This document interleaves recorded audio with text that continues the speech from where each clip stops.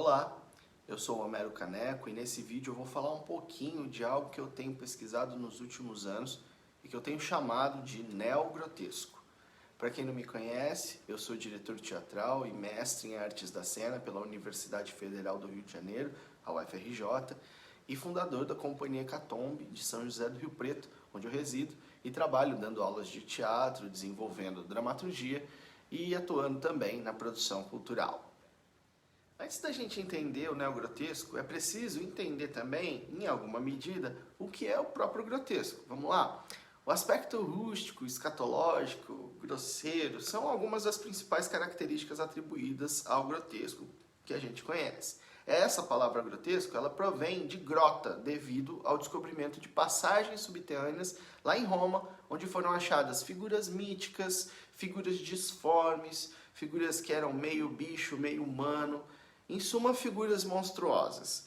O grotesco ele manifestou-se inicialmente na Antiguidade Clássica, através de festas de cunho religioso, numa espécie de paródia de um mundo em que se vivia sob os desígnios dos deuses, né? Era essa festa que dava o aval para aquele ser antigo atualizar seus mitos e afirmá-los por meio de mascaramentos, algo que deixou como herança o que conhecemos hoje como o Carnaval. Então, a festa como uma válvula de escape na inversão das hierarquias e convenções sociais acabava com o escorraçamento, ainda que simbólico, de um soberano. Um fenômeno que se chamou, que ficou conhecido como bode expiatório. Você não está enganado não, enganada. Essa expressão a gente usa até hoje, né? Algo que se torna alvo do olhar da crítica e principalmente da violência contida pela civilidade que é preciso pôr para fora. Em outras palavras, é preciso malhar o Judas, né? Essa agressividade, libertação dos impulsos, uma liberação provisória, uma vez ao ano, para garantir que no resto dos dias tudo volte ao normal. O Mikhail Bakhtin é um teórico que fala muito sobre essa questão e ele diz que, abre aspas, era a autêntica festa do tempo, a do futuro, das alternâncias e renovações. Opunha-se a toda perpetuação, a todo aperfeiçoamento e regulamentação. Apontava para um futuro ainda incompleto.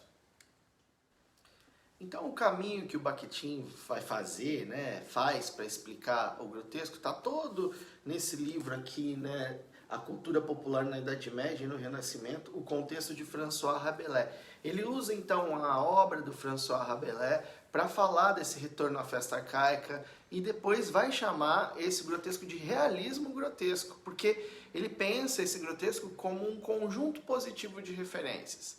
Daí, para fazer uma síntese dessa festa, quer dizer que é uma expressão, uma junção de corpos que vai dar para a praça pública ou para a rua uma importância principalmente política, porque vai tornar o coletivo num corpo só, um corpo que se expressa e se libera, um corpo que se renova e se expurga, mas que principalmente se manifesta. O grotesco tá para aquilo que transborda, para o transbordamento. Então, se esse grotesco transborda, para mim, grotesco, já fazendo uma síntese aqui, é pulsão de corpo, de movimento interior, de violência ou força reativa ou espontânea, e principalmente de vida e morte, porque ele fecha um ciclo em si mesmo, que a reboque de uma representação vai dar a ver imagens como, por exemplo, o Ouroboros, né? Aquele símbolo da cobra que morde o próprio rabo, né? Ou ainda, segundo o Bakhtin, pela imagem de velhas grávidas que riem.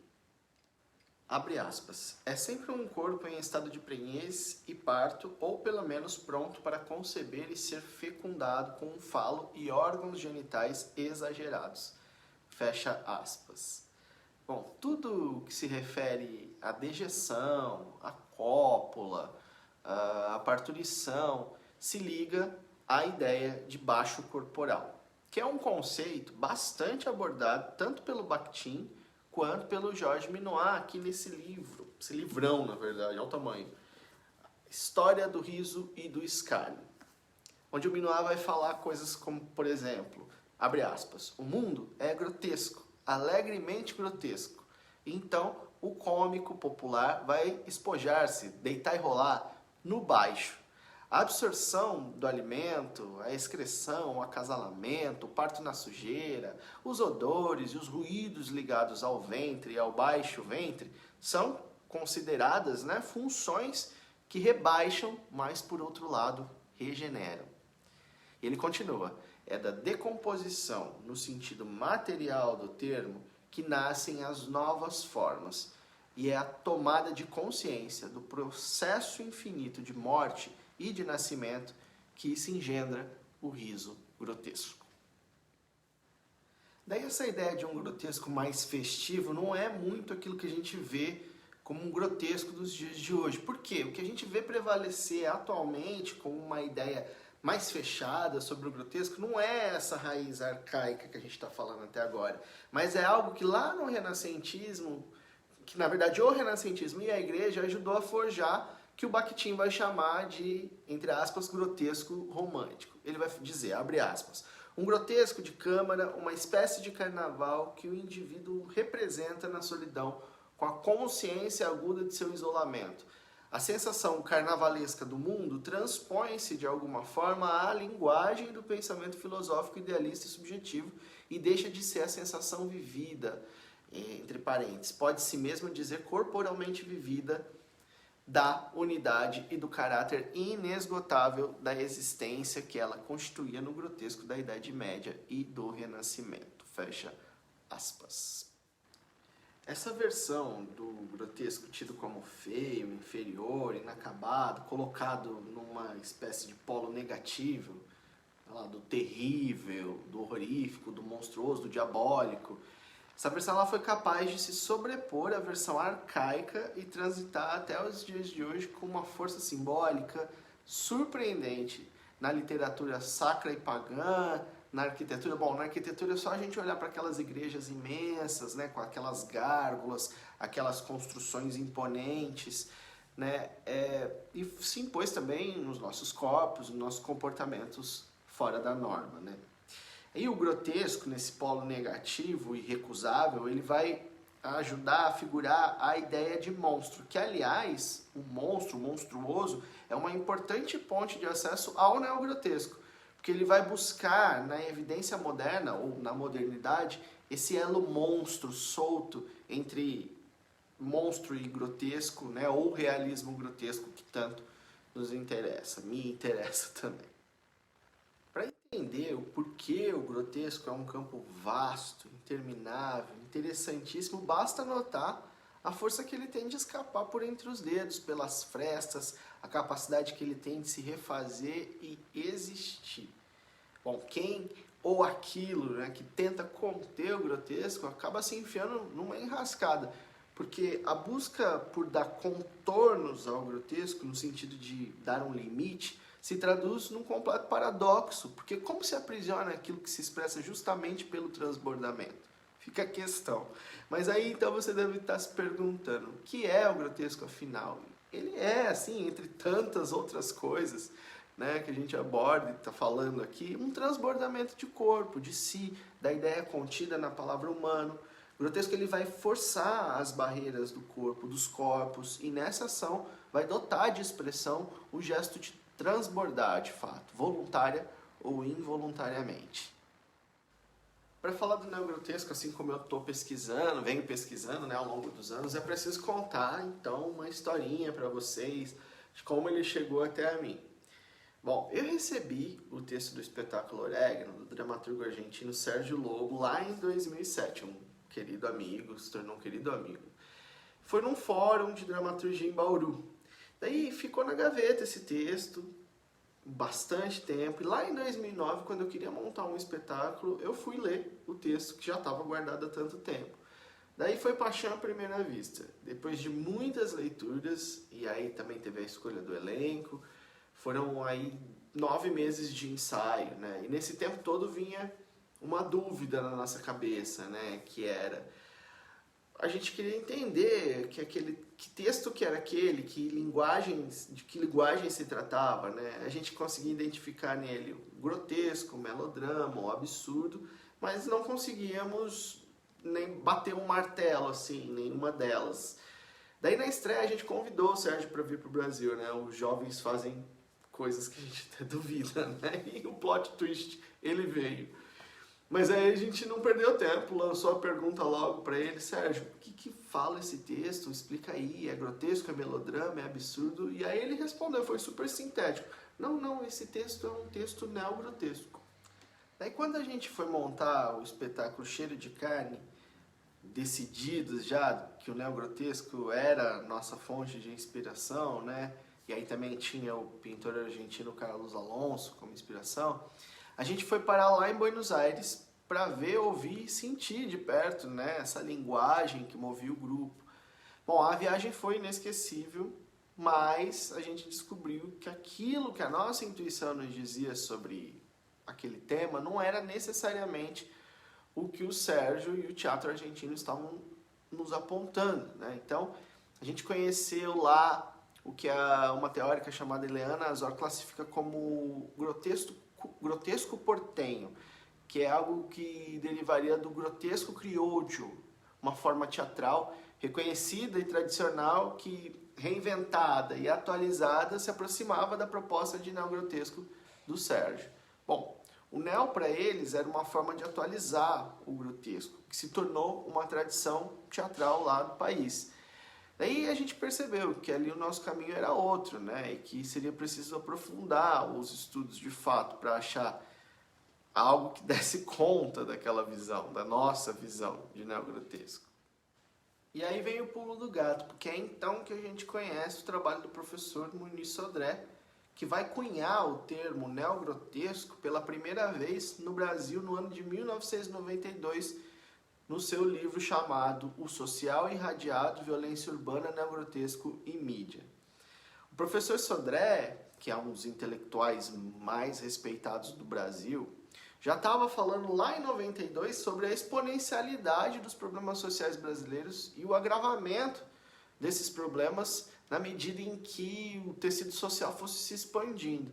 E mais, ele já estava falando que as mudanças na forma da gente se comunicar tornaria a violência urbana mais imbricada ainda nas nossas vidas e relações.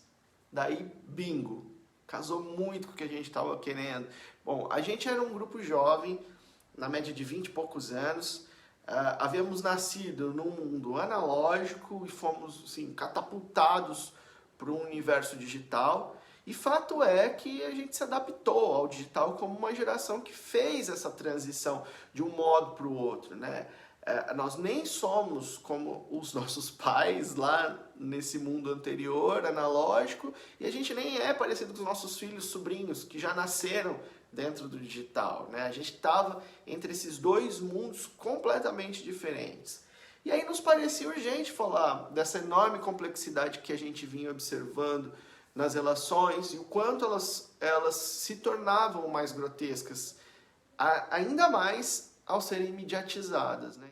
Agora vamos passar um pouco sobre o que o professor Sodré fala, porque ele coloca o mundo atual em xeque, né? Evocando por diversas vezes, até antecipadamente, uma nova forma de enxergar esse mundo.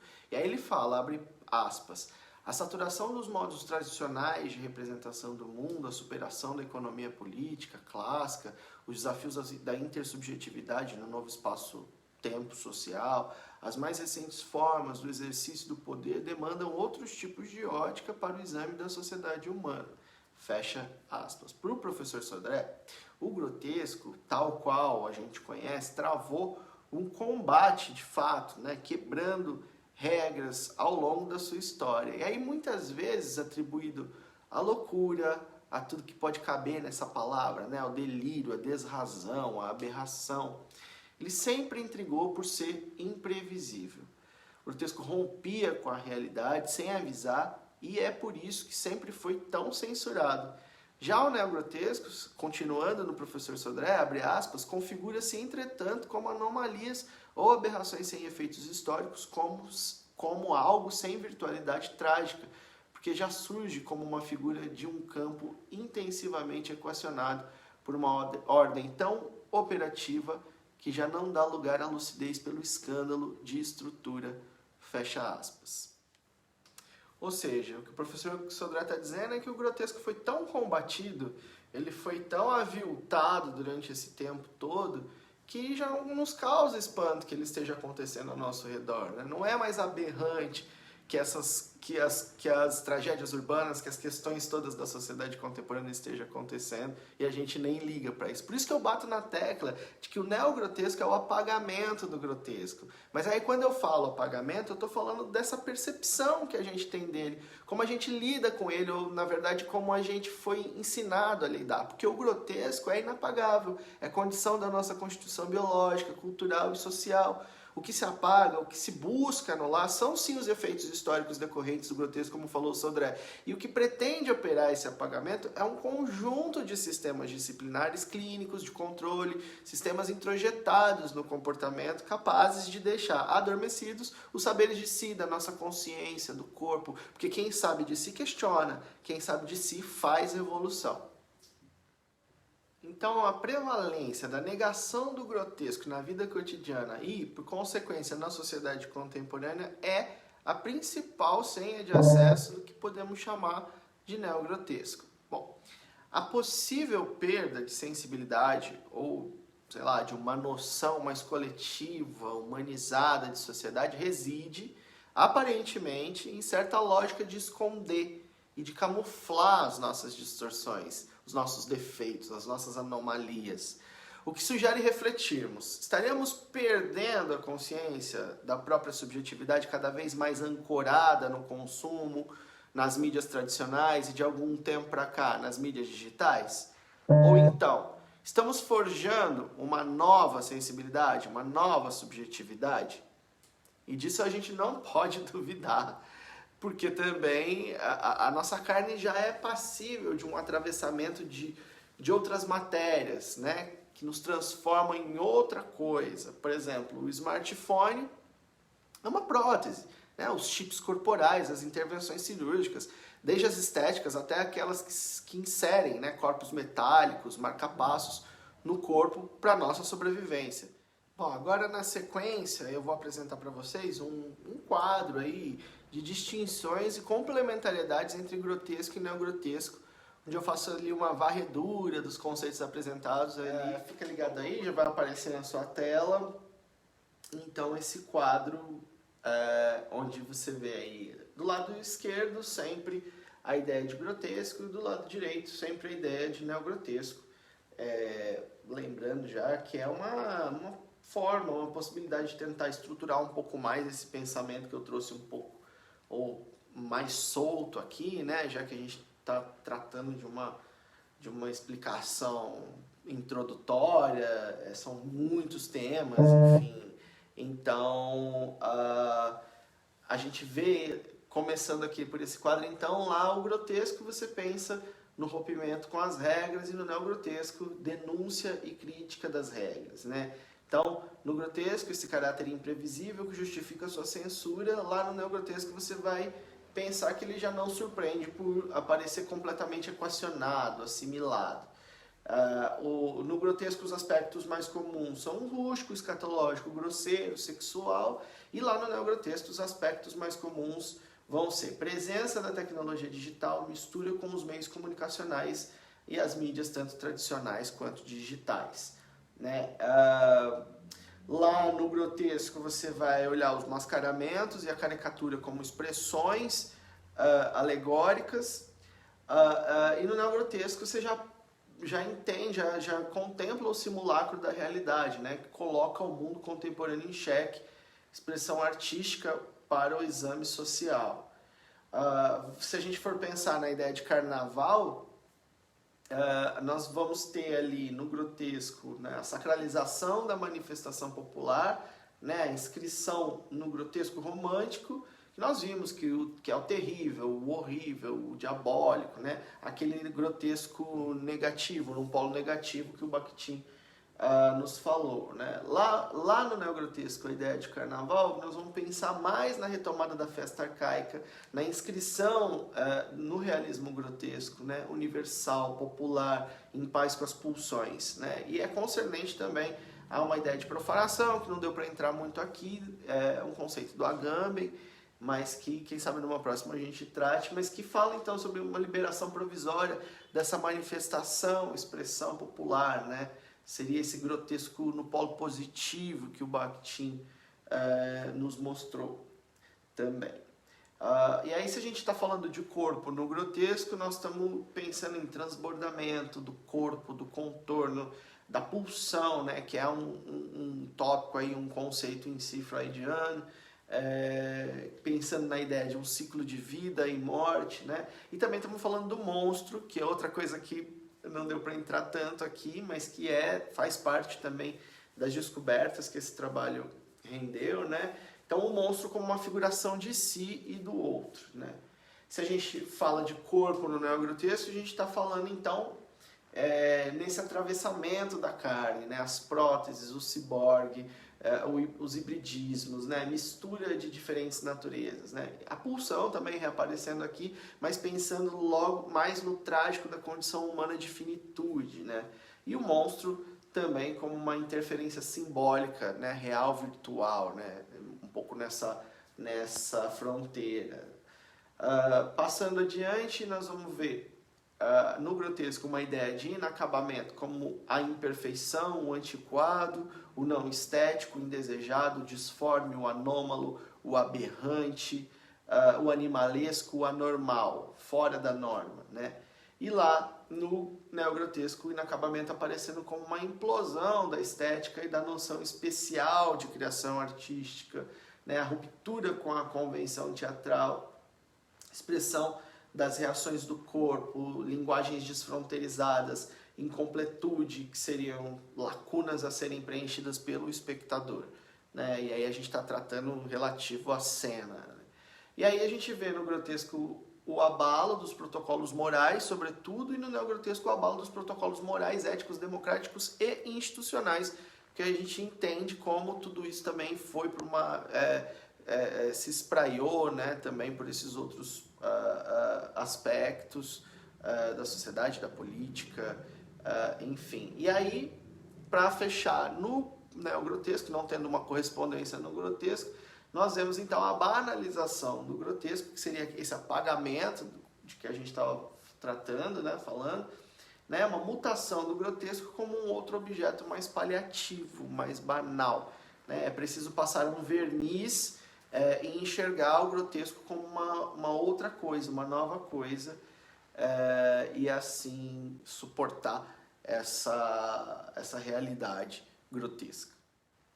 Para fechar, acho importante dizer que o neogrotesco é um conceito em mutação constante, né? Assim como o grotesco se desloca pelo tempo, produzindo seus atravessamentos, o neogrotesco aparece justamente nesse tráfego, em busca de identificar nessa rota percorrida pelo grotesco seus rastros na nossa sociedade, né? Então, enquanto operador da cena, o neogrotesco estaria a serviço de expor, expressar essas aberrações e as anomalias do comportamento contemporâneo e utilizando como principal via o corpo. Então, o corpo é sempre a base do neogrotesco. A sua utilização como ferramenta teórica se dá não na sobreposição de um conceito sobre o corpo, mas a pesquisa desses mesmos atravessamentos sociopolíticos, culturais, dados a ver pelos corpos na cena. Quem chegou aqui, eu agradeço muito ter acompanhado essa explicação sobre o neogrotesco, esse desvendando o neogrotesco. Como eu disse, é um espaço introdutório, é algo inicial para quem nunca teve contato com isso que eu estou falando, ou com os espetáculos da Companhia Hecatombe. Mas, de qualquer forma, espero que todos tenham compreendido e que a gente possa manter um diálogo se for do interesse de cada um que assiste. Muito obrigado e até a próxima. Tchau!